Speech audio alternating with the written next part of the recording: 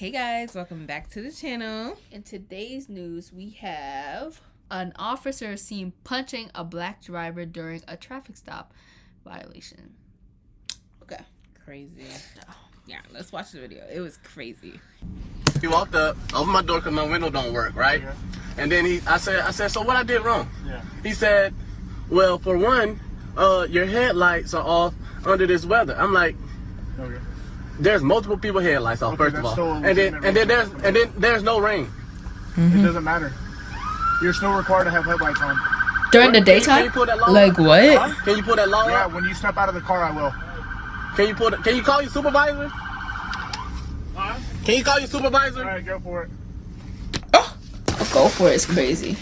Oh my god. Exit the vehicle now. Exit the vehicle. Oh my god. The smack is Show crazy. me your hands. Here. That shit's so fucked up. That's crazy. That's so fucked up. Oh my god. Broke his window for what? Oh my god. Oh my god. Stop fighting. Put your hands behind. He wasn't doing anything. You can't even do all that if your man is not under arrest. What's wrong with you? What's wrong with you? Ain't no talking now, man. Ain't no talking. Shit, bro. I was doing it, bro. What's going on, man? You're under arrest. That's what's going on. No, bro. Yes, bro. Yes. Have a lawful reason, bro. There is no lawful reason. Yeah. Cause he didn't put his headlights on? Yeah. That's not a lawful reason. That's not even A reason. That's not even illegal. Let me see what else they said. Oh, I have the rest. No, I'm trying to see. No. When they asked you to step out of the vehicle, you should have done that shit. Sir, your partner didn't even ask. Marijuana in his right pocket. Yes. So why close the door if you see him pull up? Because, man, what you mean? He talking about arresting me and stuff, bro. I didn't do nothing. It's called resisting, idiot. I didn't do nothing. That's called resisting idiot. Is crazy. You know, and that was the black officer. Exactly. That was the black officer that said. Exactly. Go for it. So basically, guys, he suffered from a chipped tooth and it cut through his lip, requiring stitches. He got a concussion and short-term memory loss from that altercation. No criminal charges will be filed against deputies, citing McNeil's refusal to comply. Deputy Bowers has been reassigned pending an administrative investigation into policy violations. Which one was that one? The one that punched? I think so. I hope so. Assert McNeil was non-combative and lawfully asserting his rights, and the knife claim is a fabrication. Okay, that's what the lawyers are saying. They're saying that he was not combative and the knife claim is false. Yeah, show the video of the chief. Social media is not reality. One video clip, devoid of context, can be very misleading. Given that McNeil never brought this incident to JSO's attention, but rather pushed the cell phone camera footage that he had in his possession since March 5th out on social media, one can only assume, and I'm saying I assume, that he intended to inflame the public. The administrative process is still ongoing, and as you should inform the public of unrightful what?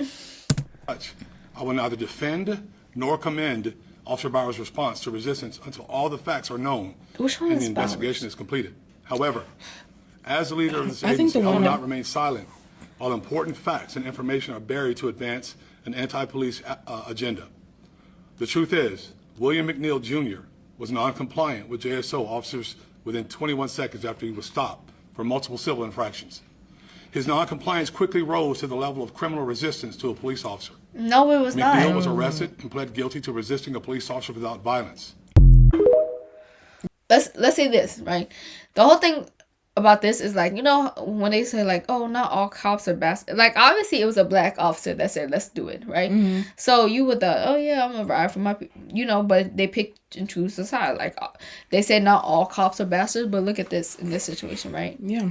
It's totally opposite now. Yeah, it's unjust. And if you look at the core of what the police is as from their origin of their history, mm-hmm. If you guys don't know, right, under the 13th Amendment, right, slavery is abolished, right? It's not picking up from there.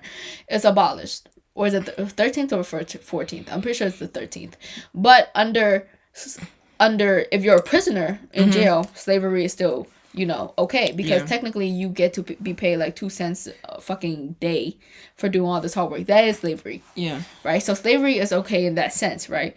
So what they did after, slaves gained their freedom, right? It was a whole bunch of police officers that banded together this system that was banded together starting from corruption and injustice, right? Yeah. They came together and started pulling over people that were black, not just pulling them over. This is during the time, in the 1900s, they were just wrongfully putting them in prison to work for their rest of their lives. These people who just gained their freedom, they were putting them straight into prison.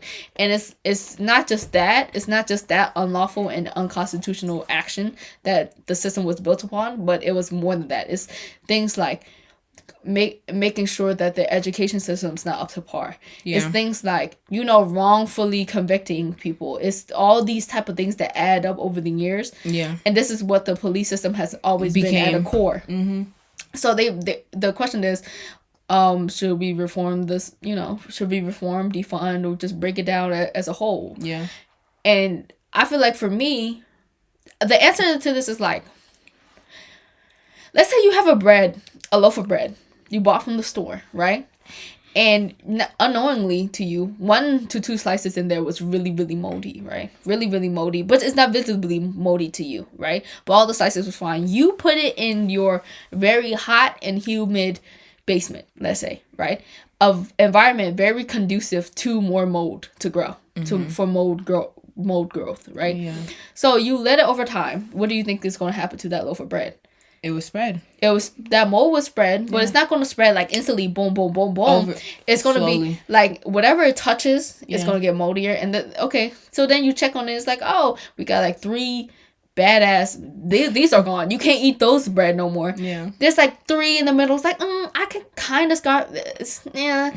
I can kind of like pick out the white bread and eat it. There's 2, it's like, okay, there's mold getting to it. It's like 1 perfectly fine bread. Okay, so do you toss away that whole entire loaf of bread, or do you try to save every single white piece of bread that's okay? You try to save. Do you try to save it? Because think about it like this, right? Let's say you saved that 1 slice of bread that was clean. Yeah. Right? And then you put it back into that hot and humid environment that you put it in the first place. It gets moldy again. Yeah. So it's always going to, but the issue here is not just the loaf of bread, right? Mm-hmm. It's the environment that you're putting them in. Yeah. So when I say this, if I had to break this down to you, is the environment, the hot and humid environment that's conducive to mold growth is the entire system of the police as a whole, right? Yep. The whole entire justice system, let's be honest. It's fucked. From beginning. Yep. Right? This environment was never conducive for learning, it was always been ignorance and hatred at its core, right? Yeah. So the loaf of bread is obviously like the police department, and every single slice of bread is every single police officer in that department. So some come in heavily corrupt, like everybody, some of them come in with the intentions to abuse their power, right? Of course. To basically inflict all their ignorance and hatred onto the world. They come from racist, homophobic, transphobic, misogynistic families. Mm-hmm. They come into that position mainly to abuse their power. Okay, so you have whatever, Johnny. Johnny's real racist. He be saying the N-word, hard ER all the time. Right? So this environment, the system that he's in, that's allowing him to say this shit, you don't think the other ones like Timmy, Brian, they think this shit in mentally, their head. Yeah. Like, they don't visibly say, they're not that hardcore with it, but they think it. Like, they say little microaggressive shit. Yeah. Like, it start oozing into them. Like, they fuck around, might say it here and there. Like, but now that they see Johnny, they're like, oh shit, he can say it. Let me just really think, you get embody that. And then on top of that, okay, let's say you have the far opposite region where somebody's coming here and raised right, not ignorant at all, but they coming into the system. What you think happens to them? They're gonna eventually get corrupt too, because they're gonna get tired. They're gonna be getting tired, and they're like, wow, he think like that. It's either you're gonna quit, or if you stay in the system, you're gonna get moldy. That's how it is, because the entire system, the police and the justice system as a whole, was never meant for you if you were meant to be a good person, right? It's always been hatred, ignorance, and, violence and corruption at its core. So that's what it's always like. And I don't want to hear that shit of like, who you gonna call when you're in trouble? That's for you. That's not for everybody. Some people called the police and they got killed, and they were asking for help. Yeah. That one lady that got killed because of the boiling water, he shot her. Yeah, because he thought the lady was schizophrenic. She had mental issues, and you shoot her. She was asking for help, not to be killed. Yeah. Right. And now that Trump is giving them more power. Yeah, no, not power, immunity for these actions. Like it could be things like this that we just watched, and then it's going to be excused. No one is going to get repercussions. Barely anybody's getting repercussions now. And I feel like that's why the chief said that. It was already too late, you know? What? For like the video came out, yes, but they already had things in motion. Because that's what I'm saying. The system, not just the justice system, is the whole entire system as a whole of every single system in America is very corrupt in itself, right? Let's be honest. Let's be completely translucent and transparent. Okay, cool. So the chief, he's a black man. You would have thought he stood up for his fellow black man. But it's shit like that when you go into shit that's already corrupt and then you start thinking like the next motherfucker. Because you gotta think about it like this, right? How did he get there? That's the question. Okay, because he's obviously on dick. Like he obviously thinks like everybody around him. He's constantly.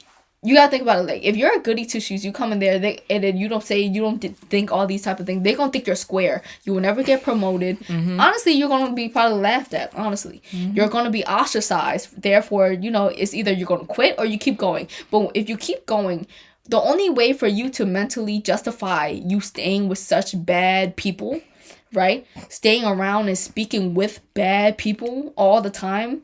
Is if you start thinking like them. I'm like, oh, actually, Timmy is not that bad. Johnny, he's just, he means excuses. Right, he means well. Yeah. Right.